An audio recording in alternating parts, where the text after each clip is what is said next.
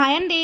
తీపి చేదుతో కలిస్తేనే జీవితం, కష్టం సుఖం ఉంటేనే జీవితం. ఆ జీవితంలో ఆనందోత్సవాలను పంచేందుకు వచ్చే ఉగాది పండుగ మీకు, మీ కుటుంబ సభ్యులకు, నా శ్రేయోభిలాషులకు ప్రతి ఒక్కరికి ఉగాది పండుగ శుభాకాంక్షలు. ఉగాది పచ్చడి అంటే తీపి, పులుపు, ఉప్పు, ఘాటు, మసాలా మరియు చేదు అనే 6 రకాలు రుచులను కలిగి ఉంటుంది.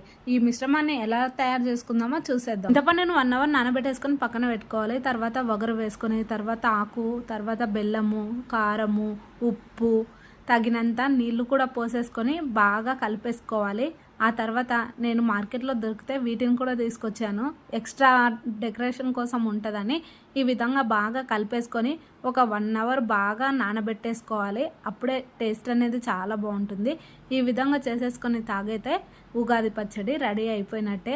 అలాగే మరొక్కసారి ఉగాది పండగ శుభాకాంక్షలు అందరికీ. ఉంటాను. Thank you for watching.